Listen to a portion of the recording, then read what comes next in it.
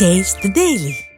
தமிழ்நாட்டிலேயே முதன்முறையாக காவலர்கள் ரோந்து செல்ல மின்சார ஆட்டோக்களை கோவை மாநகர காவல்துறை அறிமுகம் செய்துள்ளது. அதன் சிறப்பம்சம் என்ன என்று விளக்குகிறது இந்த தொகுப்பு.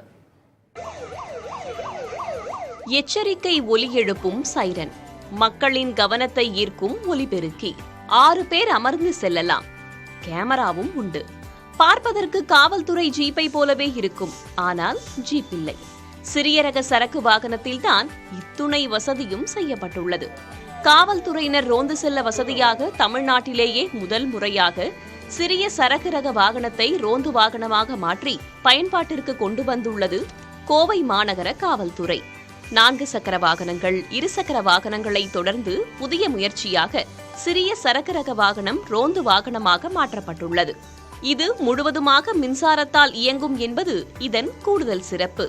நிறத்தில் தொடங்கி இருக்கை வரை அனைத்தும் காவல்துறைக்கு ஏற்ற வகையில் மாற்றியமைக்கப்பட்டுள்ளது. எல்லாமே இருக்குங்க. பிஏ சிஸ்டம் இருக்கு, சைரன் இருக்கு, ரிவர்ஸ் கேமரா இருக்கு. உள்ளுக்குள்ள பார்த்தீங்கன்னா இந்த ஃபயர் எக்ஸ்டிங்விஷர்ஸ் வச்சிருக்கிறோம். அப்போ அந்த இன்ஸ்ட்ரக்ஷன்ஸ் கொடுக்கறது அப்படின்னா நம்ம கையில் அந்த பிஏ சிஸ்டம் எடுத்து பேசலாம்.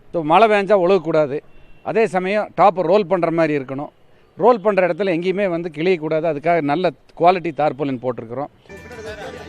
முதற்கட்டமாக நவீன முறையில் வடிவமைக்கப்பட்டுள்ள 5 ரோந்து வாகனத்தை கோவை மாநகர காவல் ஆணையர் பாலகிருஷ்ணன் பயன்பாட்டிற்கு கொண்டு வந்துள்ளார்.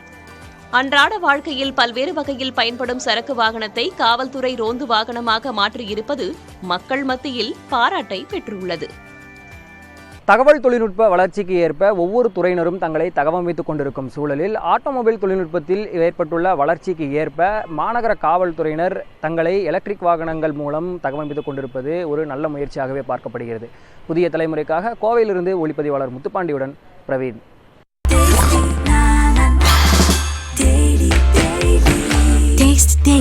Taste the Daily.